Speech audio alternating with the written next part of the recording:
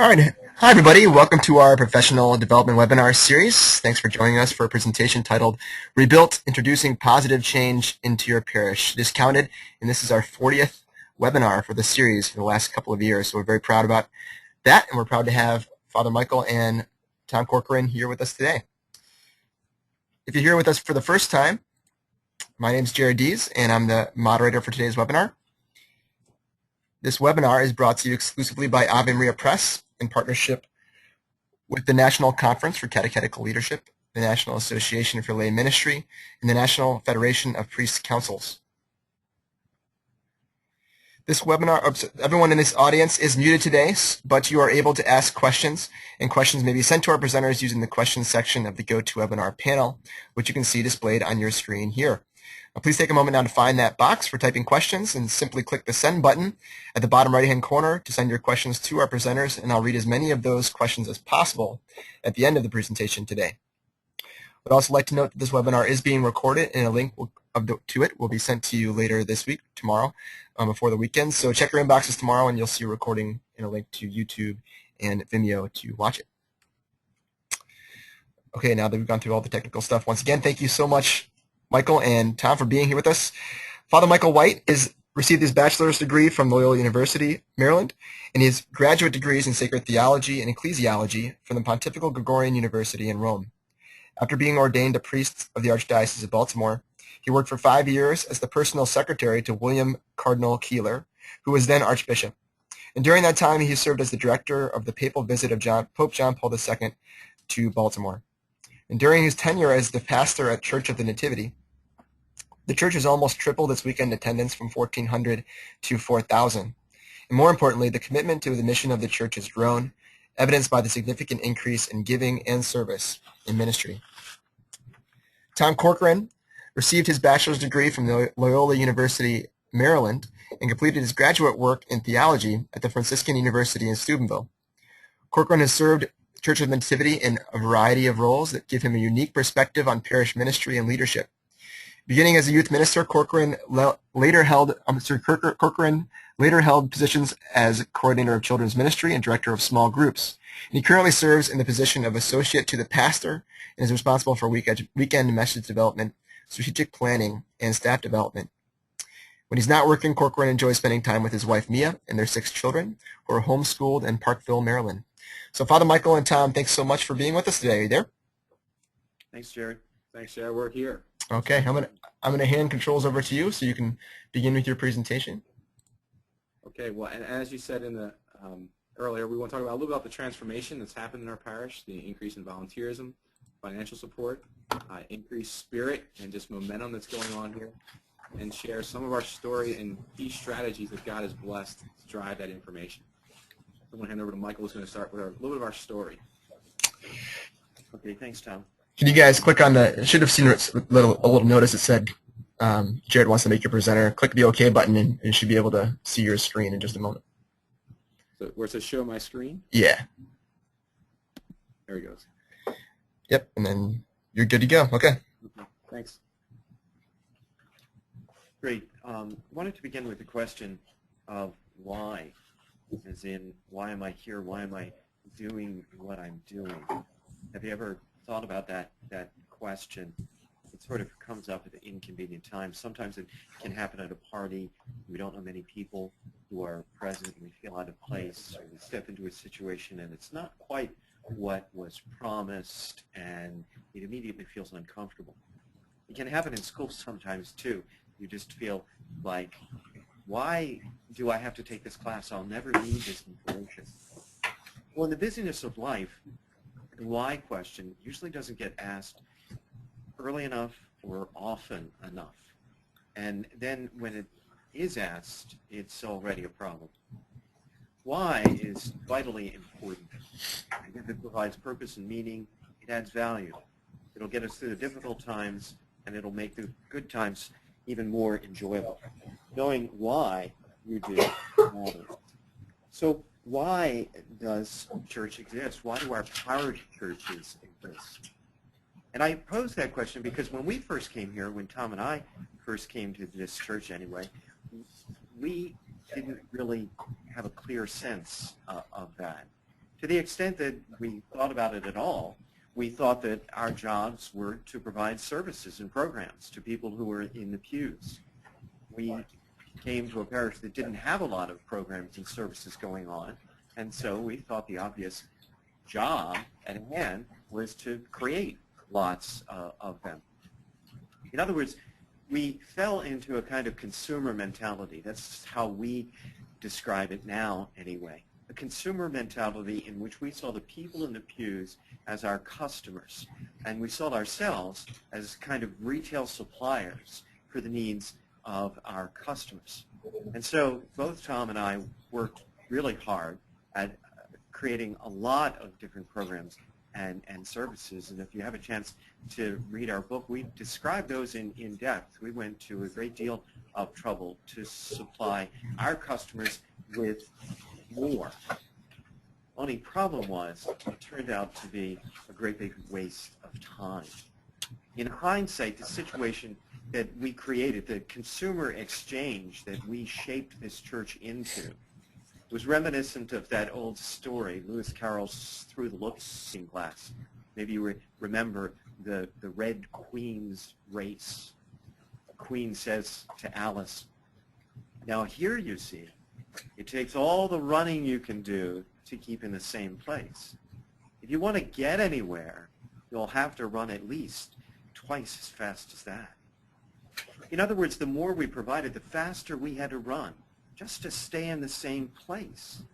But the more we provided, the more was demanded. Just like Alice, who didn't pause to reflect on why she was running the absurd race for the crazy queen. We hadn't considered why we were doing what we were doing or what we were accomplishing. The net effect of our efforts was creating a consumer exchange in which nothing was different after than before, except the demand for more. This all came crashing on my head during a program that we ran for about 5 years each Lent. It was a 6-week program, and it was held on Friday nights, and there was Mass and Stations of the Cross and a featured speaker. There were children's programs, student programs. Sometimes there was an entertainment feature.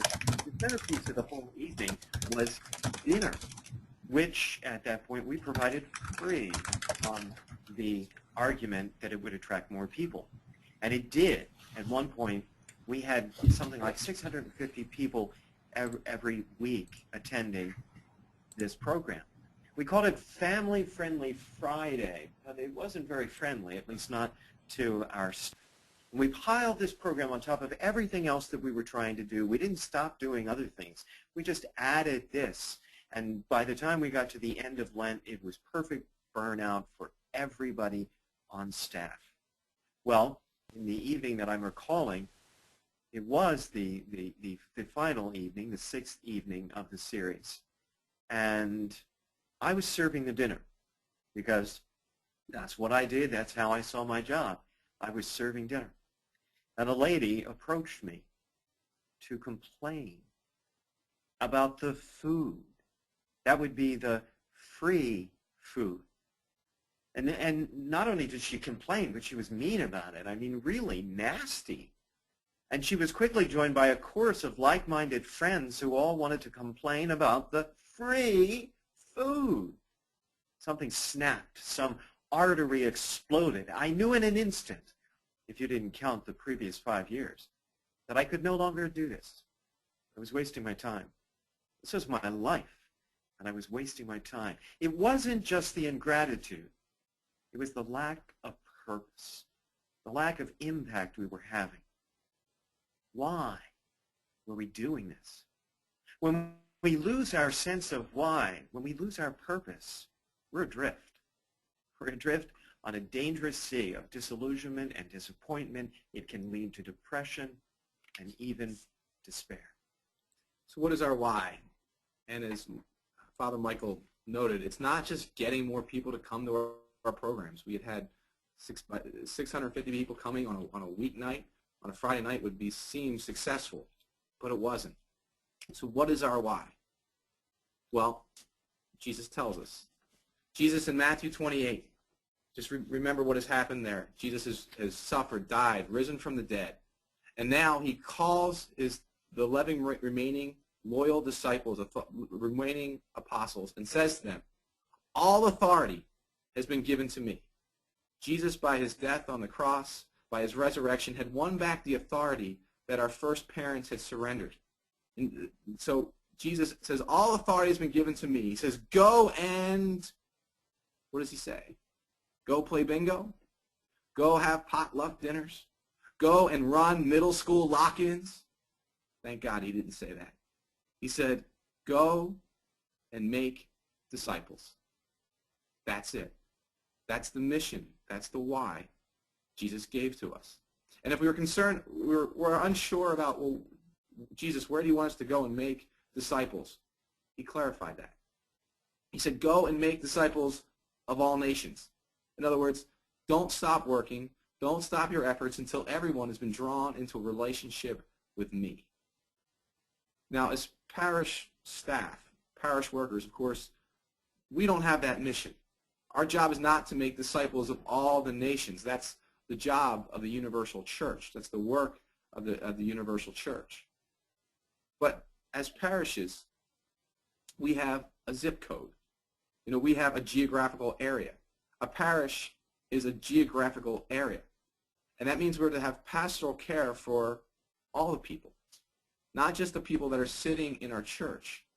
As parish workers, we're to follow the Great Commission, to follow Matthew 28. We are to be caring about not just the people sitting in our pews, but everyone in our geographical area and our parish boundaries, that they might come into a relationship with Jesus Christ and might be made disciples.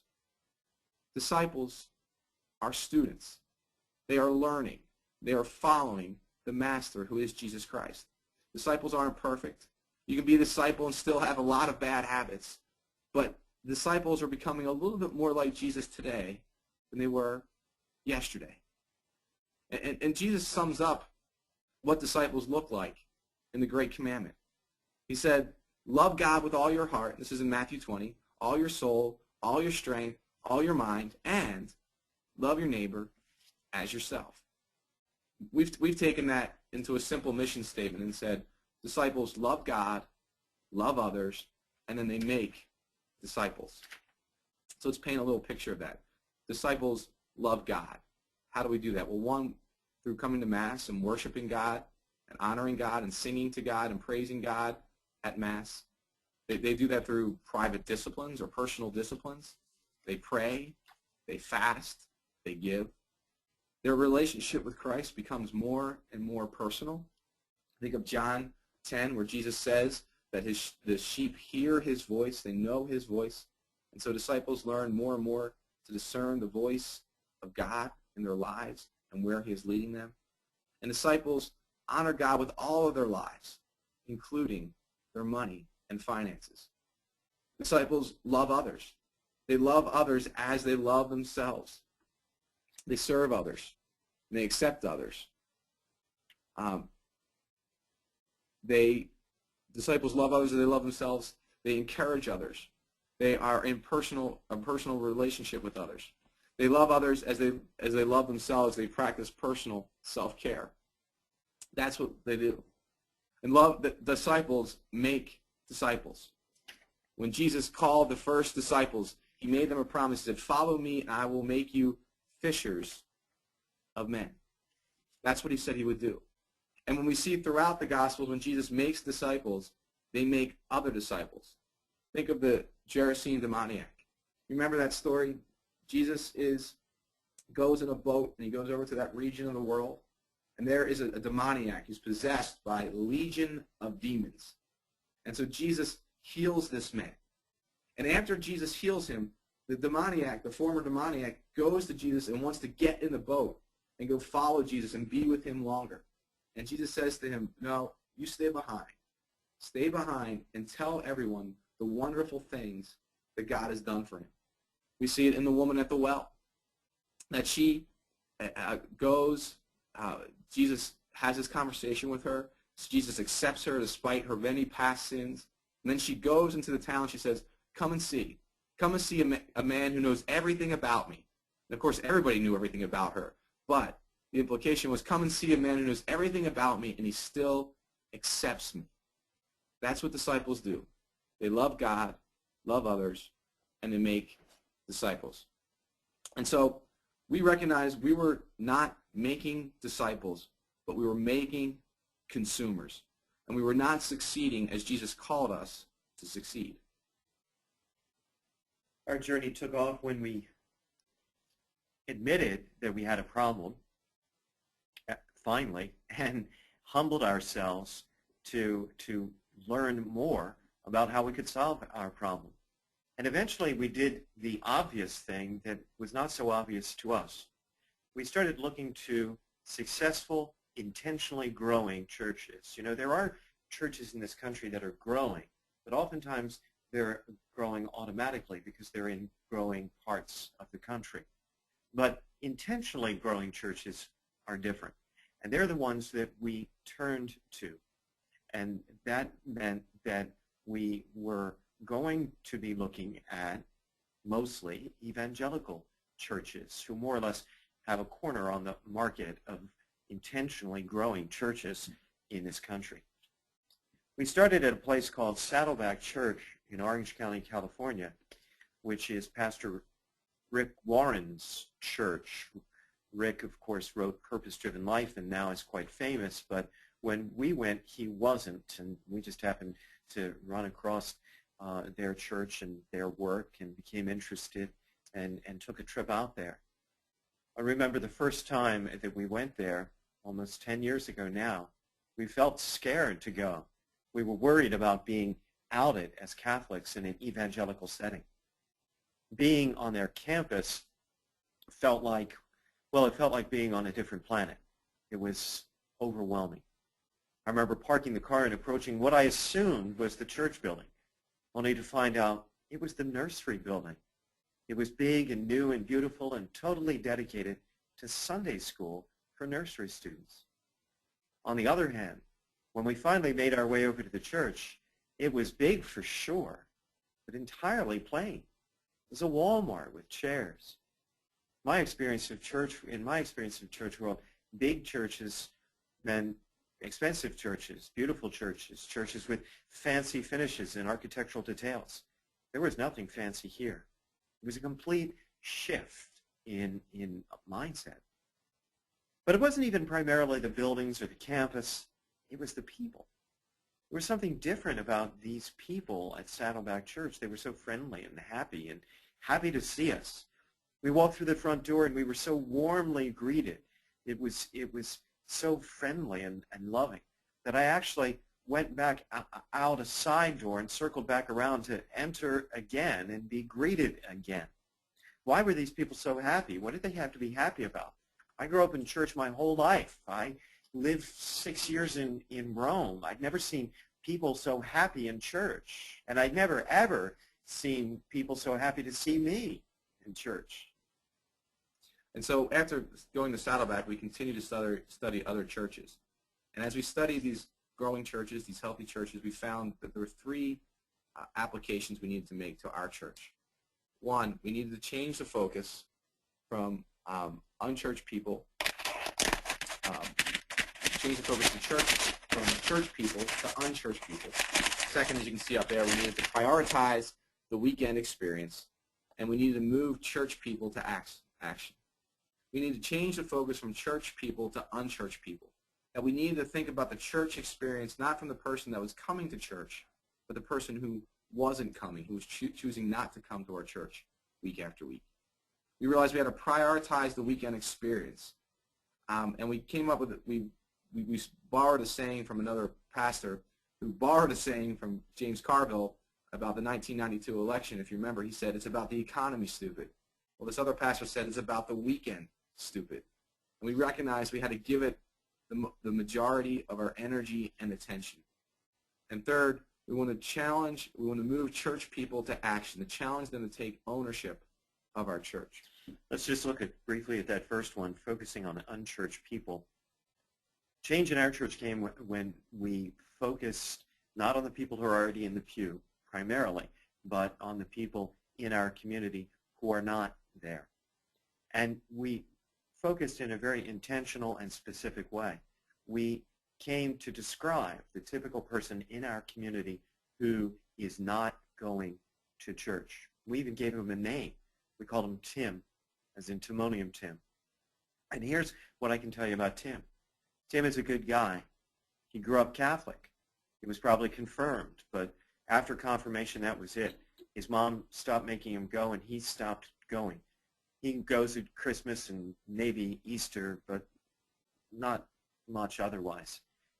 What Tim knows about Catholicism is a muddled mix of what he thinks he remembers from religious education and what he hears on TV and what he learned from the Da Vinci Code. Tim's life is pretty stressful. He's got a great big job, which he loves and lavishes time on, but it takes a lot out of him. He's got a crazy commute. Often he finds himself going in 3 different directions every morning to his kids' 3 different schools. He's got a lot of debt. He's got tension at home, maybe escalating conflict with his wife. Tim has other issues too, maybe anger management or depression or things that he wouldn't want anyone to know about. On Sunday mornings, all Tim wants to do is relax. When the Ravens are playing at home, he's there. If it's a nice day, he's on the golf course, maybe at the pool. But wherever he is, he's not at church. He doesn't even think about it. To the extent that he does, he considers it boring, bad, and irrelevant to his life. When we evaluated our church, we realized it wasn't the place for Tim. It wasn't very welcoming of him, and it didn't really have any kind of message that he could use. As a church, we're still under the impression that if we open the doors, people will come. But more and more, they don't. More and more, they're like Tim. So we decide we need to put our very best energies to when Tim comes to church. When was the time that Tim would most likely come and join us? And that means it's about the weekend. We realized we had to prioritize the weekend experience. We invest in the weekend. If Tim comes to our church and has a bad experience on the weekend, the time he's most likely to come, then Tim's never going to come back. Imagine you go to a restaurant and you go and there's bad service, bad food, and they say come back next week for some reason. You say, no, I'm not going to do that. Why would I come back for bad food and bad service? And you don't care how good their accounting is of the restaurant. You know it's bad food and bad service. Well, if Tim has a bad weekend experience, he doesn't think we have anything to offer him. He won't come to our other programs if the weekend experience is poor. It's also wiser to invest in the weekend experience because this is the time we get the most people coming into our church. We can make the greatest impact. We talked about this Family-Friendly Fridays. It took us years and years and years to build up 650 people to come to that program.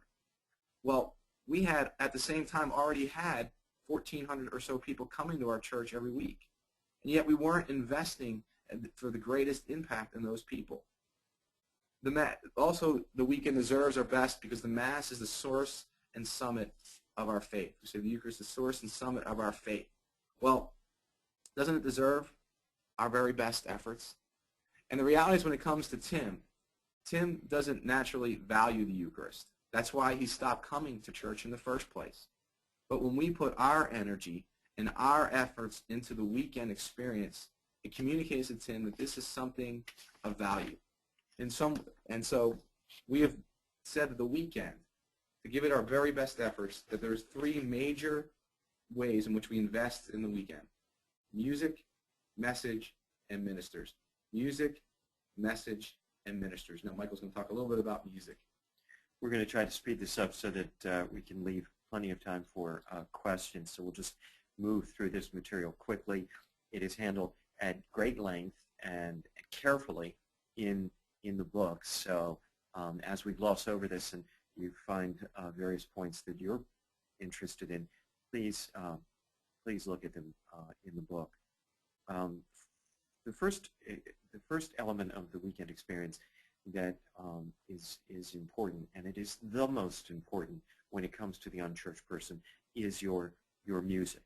If it's all about the weekend is all about the music. The National Conference of Bishops said this in a document called Sing to the Lord. God has bestowed upon his people the gift of song.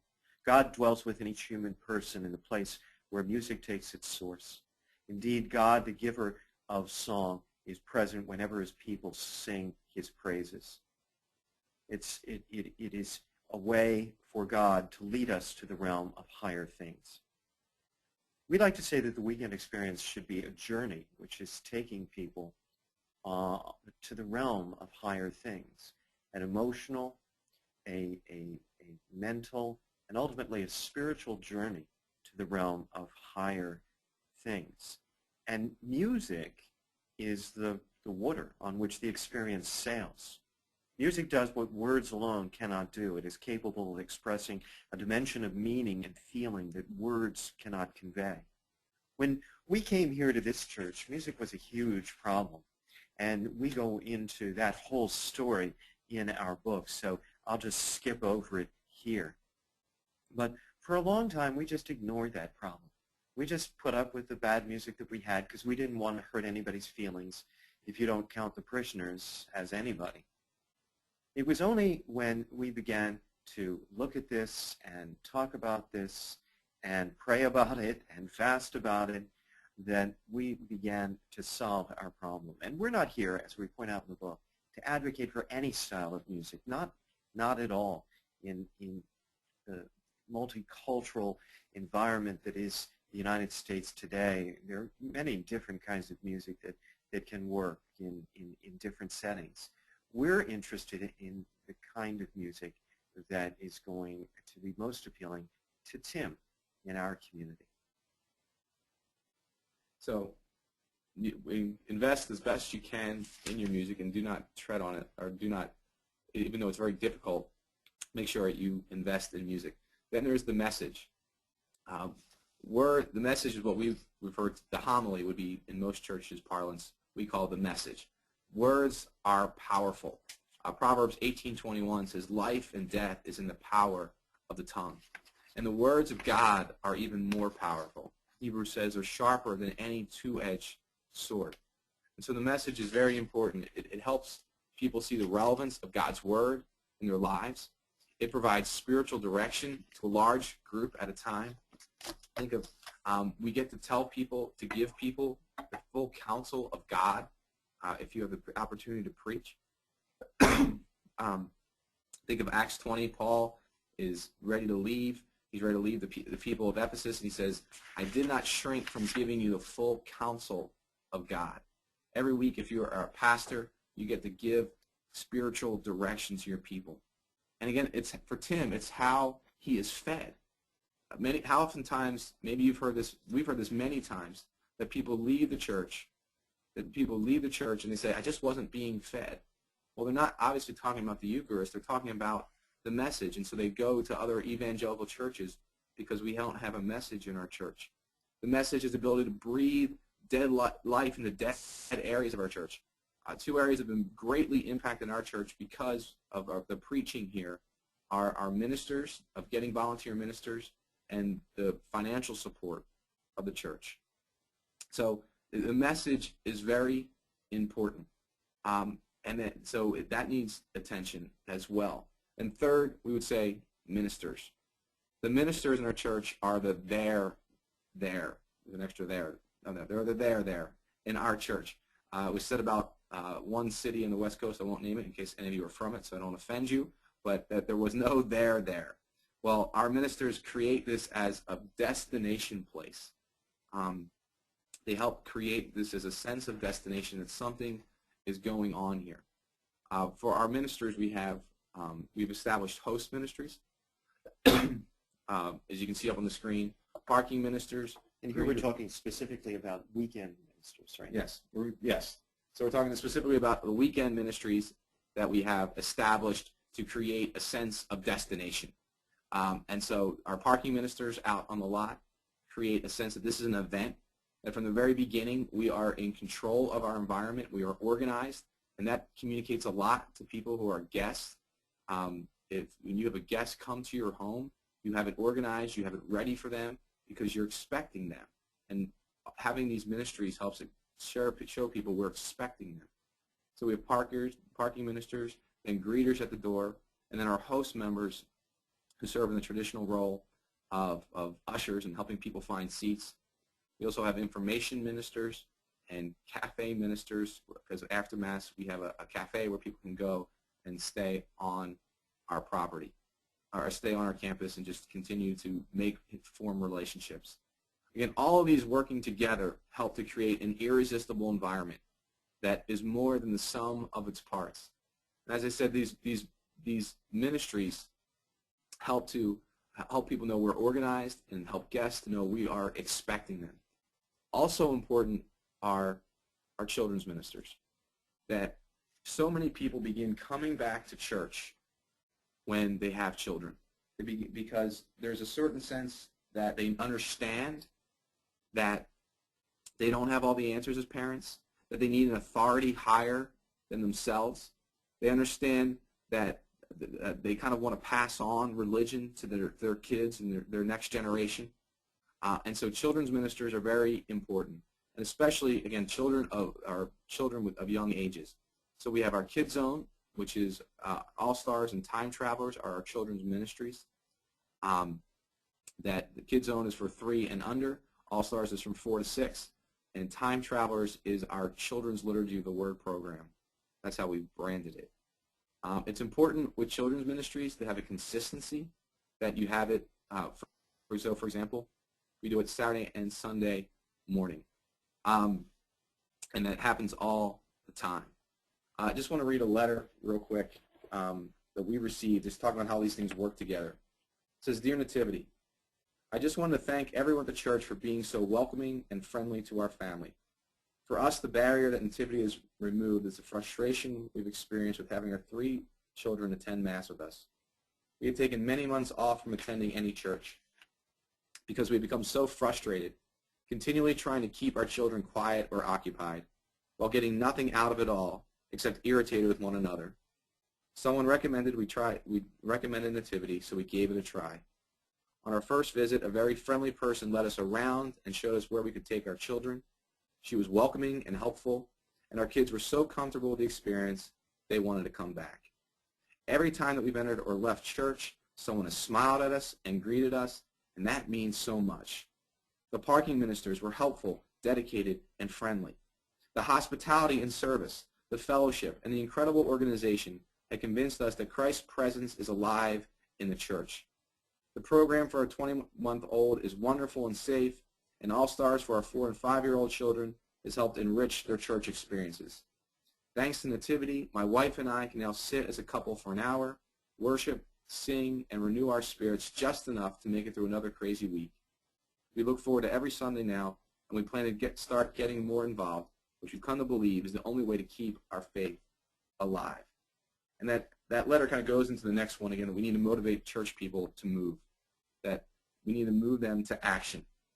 And so how do we do that? That there's, again, we want people to get into ministry, we want people to get into groups, we want people to give. I'll move a little quickly through there so we can leave time for questions.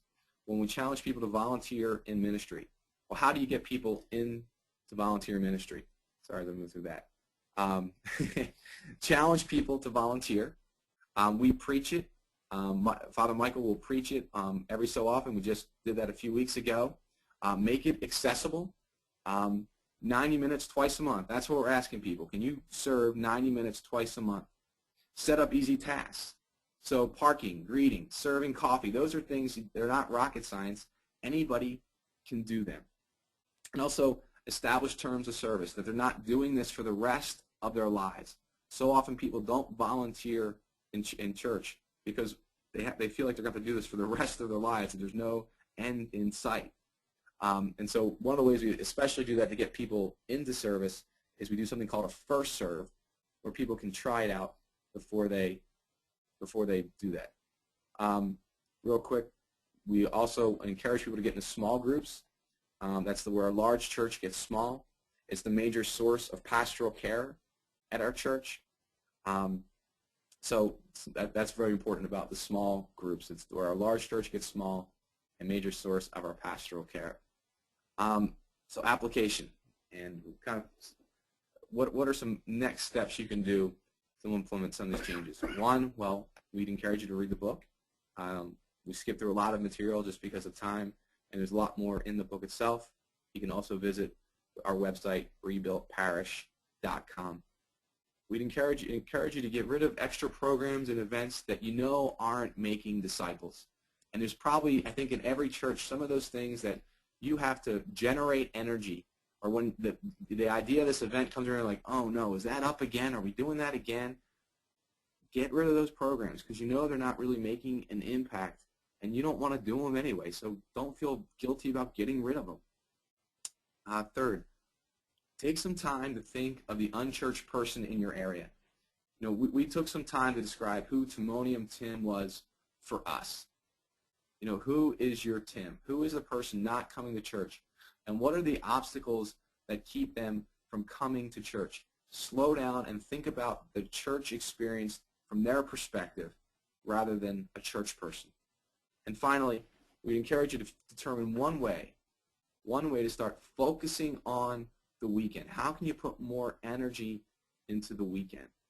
And, and that's going to depend upon your area of responsibility.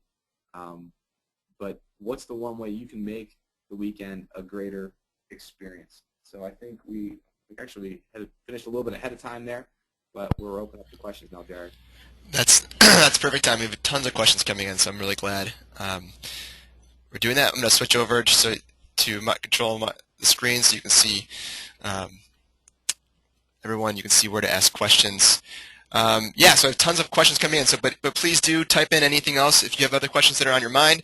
We won't be able to get to all of them, but please type them in. I'll make sure to send them to the presenters to take a look at, and maybe they can disseminate the answers in other ways. But yeah, let's see where to start. First, I'll kind of paraphrase a couple of different questions coming in, guys, about the transition from. Let me put it this way. So someone comes to Nativity for the first time, let's say, and they're they're let's say unchurched. It's their first experience with the Catholic Church in a long time. They come and they continue to come back on the weekends. How do you connect with them personally and kind of walk them along a discipleship path or make them disciples as you described?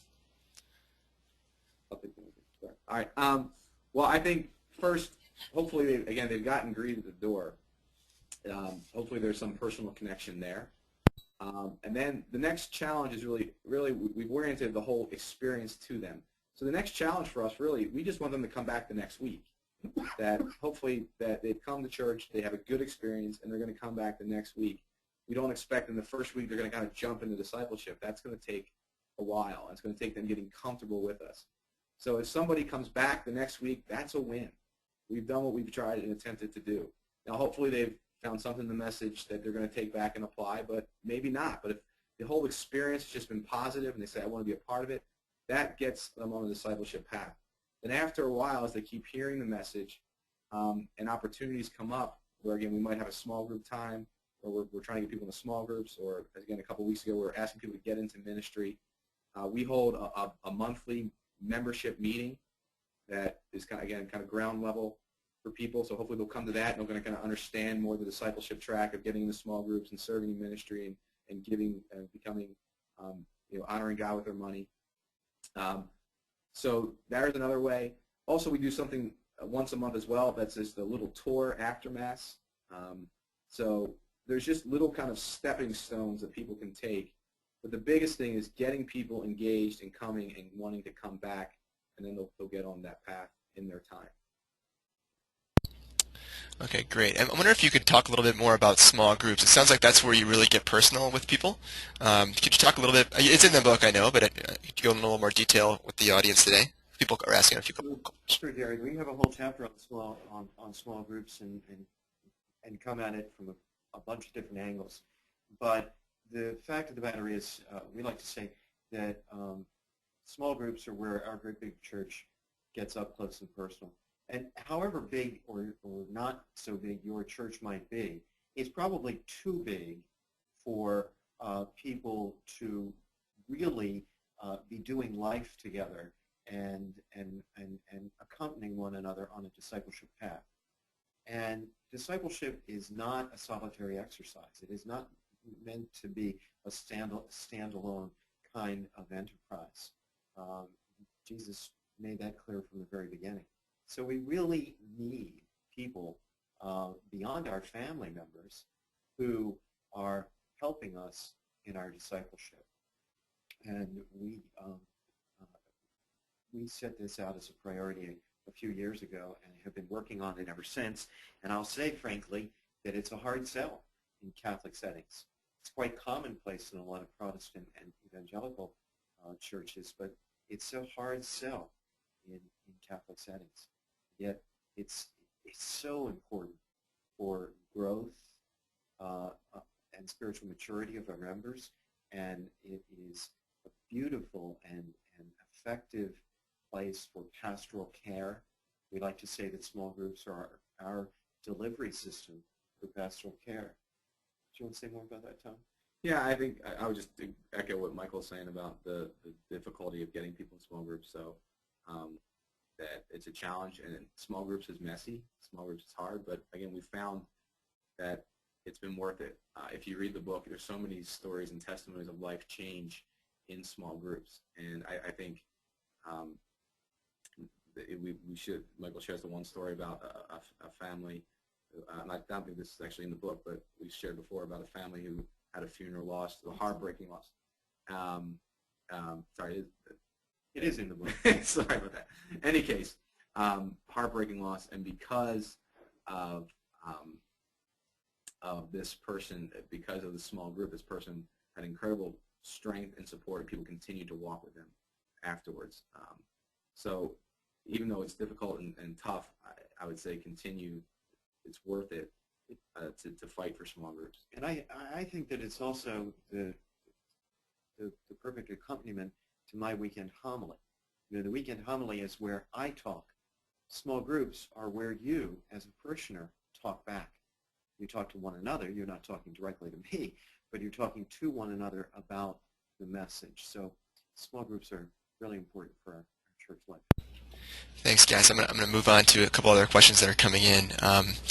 One thing, a few people have asked about music, and I think maybe people might have the wrong impression based on what they might think is going on, like it's a Catholic light at Nativity, and I know for sure, based on our staff that have visited, that it's not like that. Can you talk a little bit more about the music experience and what you do on the weekends? I'll start. Okay, I don't. Not sure what the concerns are. The question, I think, well, let me give you a little history of the music. Again, in far as reaching Tim, we started out doing a Sunday night youth mass in which we had contemporary praise and worship music. The rest of our masses were organ and cantor, kind of folk music for a while.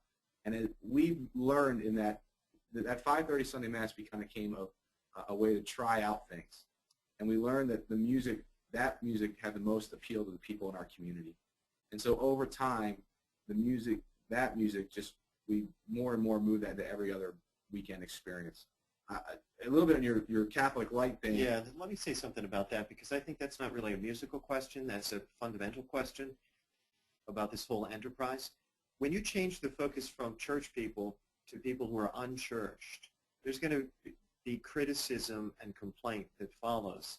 And oftentimes it's going to take that very posture that we're pandering to people, that we're an easy church, that we've thrown the baby out with the bathwater, and we understand that, but it's really not true.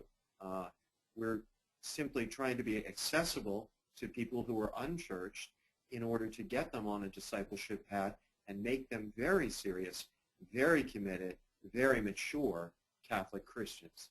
And as we said, Father Michael said in a homily a few weeks ago, that we have found that as we are challenged to help bring other people in relationship with Christ, we are growing as disciples.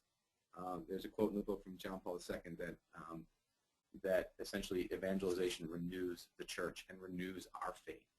And I love that quote, and I'm not quoting it specific exactly, but that's the gist of it. So I think it's absolutely not, the light part is not true. Yeah, I may be mischaracterizing some of the questions that are coming in. I think that people are kind of asking about the praise and worship and wondering if it's like just a praise and worship experience. And I know from the book, and I know from people who have gone there, things like Gregorian chant and silence. It's a very Catholic experience from what I've understood. So that's a good point to make too. That we do have praise and worship, and then as we get to the Eucharistic prayers, that we have Gregorian chant as part of that. And as part of, again, what we try to set out to be is, to borrow the phrase, dynamic orthodoxy. And we love that those both are sitting there.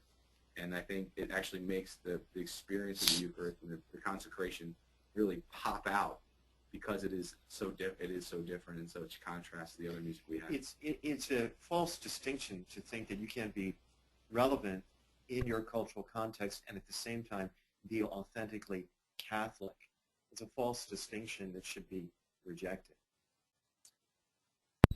good, thanks, guys. We have a few people asking about RCIA. I'm assuming you get a lot of people who are converts or reconverts, that are coming into Nativity. Can you explain the process you have in place to, have people participate in something?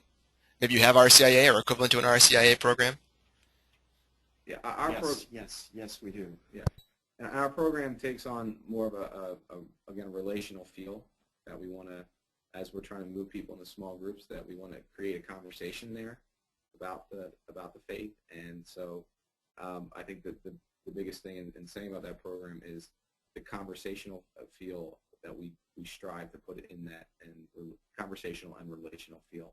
It should probably also be noted that while we have a lot of people coming back to church who are unchurched, in our cultural context, just because of the demographics of the community that we live in, most of those people are Catholic. They grew up Catholic, they've been baptized, they've been confirmed. So bringing them back into the life of the church isn't always necessarily going to take the path of the RCIA. Thanks. That brings up a good point, too, that a couple people have asked about as far as what neighboring parishes are saying. Are there people accusing you, or parishes that are accusing you of kind of stealing their parishioners, or are you seeing a lot of people moving around, and is that causing some tensions in the diocese? We have a great relationship with our neighboring parishes, and we just keep the door open and keep communication flowing. We haven't always been good about that, but currently we are. And we make it quite clear to the people in our parish that the evangelization we're talking about is not trying to steal other people's parishioners. If somebody's in another church, we want them to be there, and we want them to stay there. We're interested in evangelizing in our parish to the people who are not going to church. And there are thousands of people in our parish who are not going to church. That's our mission field, and that's where our focus is. Good, thanks. And also wanted to know about your relationship with the Archbishop.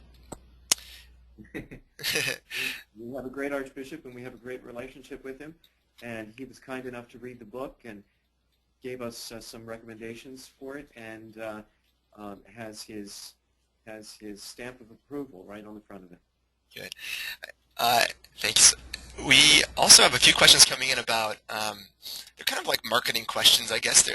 People are using the words like publicize or marketing. How do you get Tim to show up for the first time? How do you reach out and find Tim in the first place? Timonium Tim. It's pretty, actually, again, for us it's simple. We really don't do a lot of advertising. It's really a strategy we borrowed from Andy Stanley at North Point Church called Invest and Invite, that we ask people to invest in their friends and family and coworkers that are far from Christ or not going to church, not connected to Christ through the church, and invite them at the right time. And this is why the weekend experience is so important, though, because every time we ask somebody to invest in somebody and invite them to church, they're putting their neck out there. they're stretching themselves out and saying, come to church, come check it out. I promise you, you're going to be glad you did. So they put their reputation on the line. And that's why we got to be ready for them. We got to be ready with the ministers who are ready there to welcome them and greet them and make them feel like we're ready for them. The message has to be great and relevant. The music has to be excellent and well done so that when they invest and invite people to come to church, they're like, I'm glad you did. I'm glad I did it. I'm glad you came. So I think once that takes time to get that ball rolling, but again, we need, that's what's been successful for us, is that invest and invite strategy and just having a great weekend experience people can count on. Thanks. I think I mentioned to you guys before this. We have a lot of DRE and catechetical people that had come in, and we have a few questions about the children's ministry that you have. Could you talk a little bit more how that works? So, what ages are coming to Mass? At what point do they leave kind of a children's liturgy of the Word? And again, this is described in part from the book, but I think people want to know a little bit more about how that, maybe nuts and bolts, how that all works. Well, we have a whole chapter in the book on the children's and student ministries, and that's how important we think they are. But I'll let Tom walk you through the specific programs. Well, again, Time Trial is what we call our children's liturgy of the Word, and as far as I understand it, in other churches I've been to, it's the same thing, the idea that the children leave during the liturgy of the Word, and they go to that program. And again, mostly we ask about first through fourth graders to go to Time Travelers. Then from kindergarten down, that's where we have All-Stars and Kids Zone. So All-Stars is about 4 to 6 age range, and that program and Kids Zone's in 3 and under. Again, in both those things, we're not just babysitting. We're not just saying drop your kid. I mean, again, parents can bring their kids there, drop them off while they go to Mass. But those programs are not just babysitting. They're play, worship, and learn environments where children are engaged and learning and coming to love Jesus and to love being in the church because there's people there to care for them. I really think it's really one of the kind of lowest hanging fruits for a church to do because, I have a lot of small kids. Parents are dying for some support. And again, right at that time, they're thinking they need some more religion in their life, and people are coming back to church. And if you do that for parents and provide that for them and their little kids, the kids will be bringing them back to church. So it is very important. It's hard work. When we tried getting these Kids Zone and All-Star programs off the ground, it was a lot harder than I expected, but it's borne so much fruit. From a message perspective, it's also so worthwhile because the readings and the homily that adults are hearing in church is reflected in the children's programs. And both adults and children are hearing age-appropriately the same message. Yeah, I think I don't know if anyone's here watching this webinar and afterwards, please go to the Church Nativity, I think churchnativity.tv, right? Go to their website, and they have some really, really professionally done videos that they use both in their children's ministry and in the small groups that I think are all worth checking out at some point. So they really, I think you all are probably being a little humble there because it really is incredibly well done in preparation, and the consistency with the message I think is right on. Father Michael, I'm going to address a couple. Again, I'm summarizing all these questions because a lot of questions are asking very similar things. You're the only priest at Nativity. You have 4,000 people coming. How are you able to manage all of that on your own? I mean, I don't mean running the parish, but I just mean the sacramental perspective, confessions, every single Mass. How are you able to do that? It might appear a little misleading because I do have, I'm very blessed to have some great assistants. The seminary is in our neighborhood, and we have priest students who come over and help me out throughout the week and on the weekends. And I just happen to be given, in my position, very fortunate in that way. good. Let's go through some other questions here. One question about pastoral, a couple questions about it, but do you have a pastoral council, and what's your process for selecting council members? We do have a pastoral council, and we take their advice very seriously. In fact, we had a meeting this week, and the staff was of a certain opinion about something that we were going to do, and we placed it before the council, and they had a very different opinion, and so we changed course. But we make sure we don't have elections. Elections aren't really biblical, and they're not really helpful. At least we didn't find them to be. So we sort of approach the board the way a school might approach a school board or a board of trustees. We just gather people whose advice we trust and think is worth trusting, and then allow them to be self-renewing in terms of appointing new members. Great. We have an interesting question from, I'll just read it to you, Tom. It says, we currently have about 5,000 to 6,000 people at Masses each weekend, and we have a lot of ministries, but not many of our parishioners are engaged. Two questions. Should we still go looking for the lost who aren't here, because it seems like we have enough for here right now?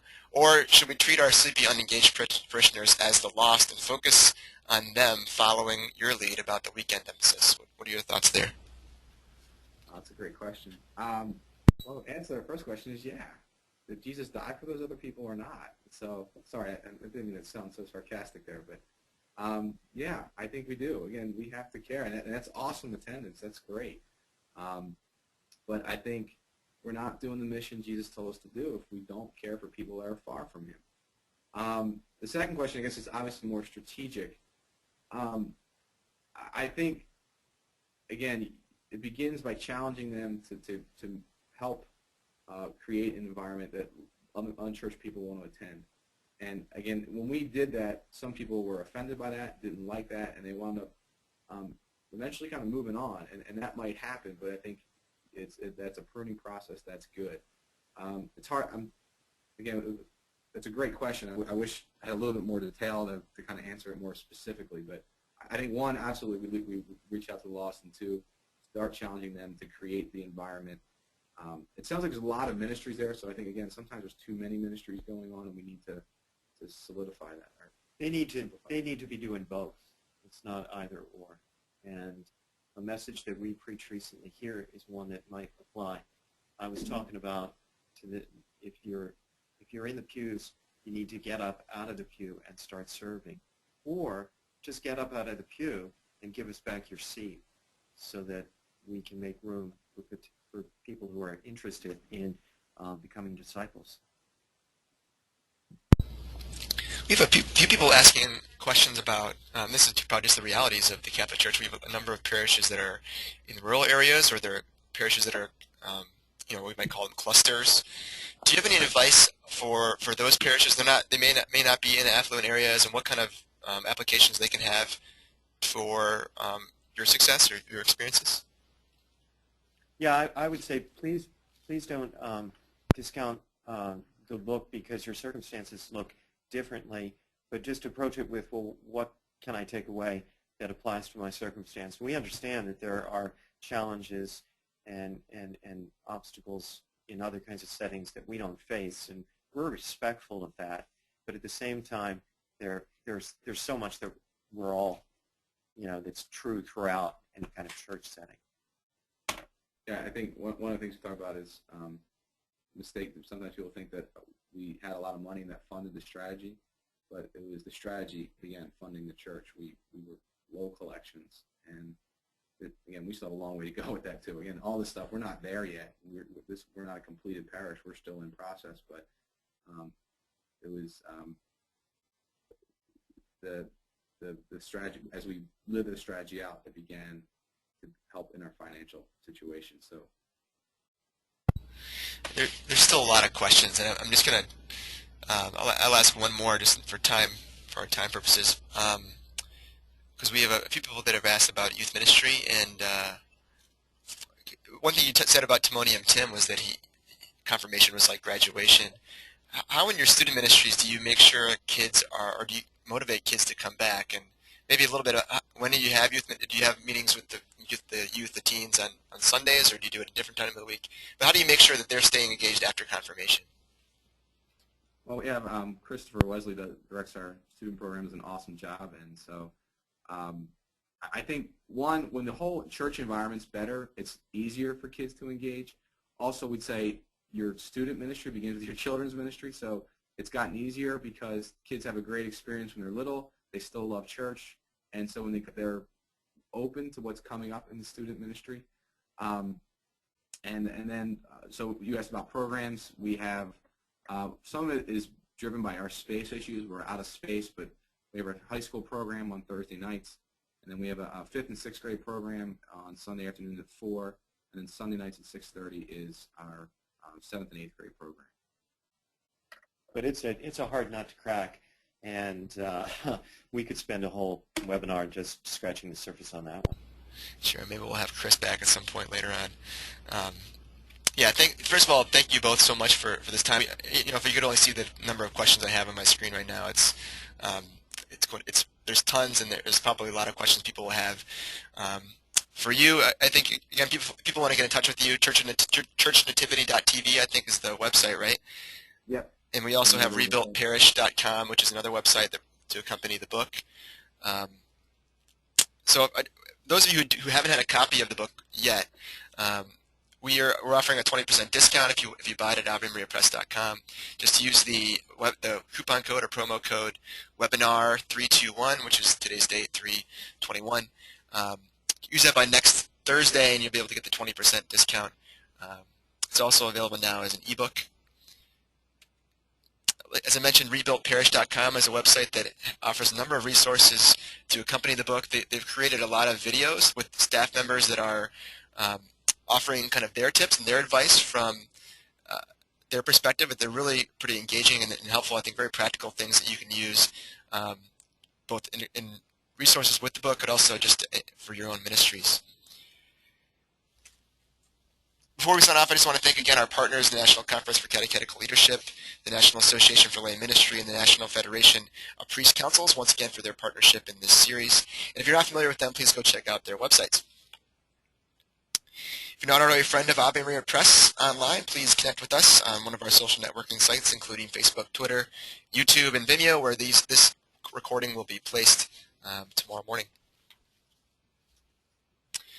Finally, I would like to invite you to go to the webpage, avemariapress.com/webinar-videos. That's where we have a recording of all 40 of our webinars from the past few years. So check that out for all kinds of webinars on with resources for teachers, catechists, and all people that are involved in parish ministry, or just seeking your own spiritual nourishment. Finally, mark your calendars for the next webinar. We'll be taking a little bit of a break for conferences in Holy Week and Easter, but we'll be back again on April 23rd with Christine Walders-Paetner, a Benedictine oblate and the online abbess of Abbey of the Arts, who will introduce you to parish ministers to engaging parishioners in contemplative practices of prayer using the lens of a camera. She's basing that on a new book of hers called The Eyes of the Heart. So thanks everyone so much, and have a great afternoon, and please join us again in April.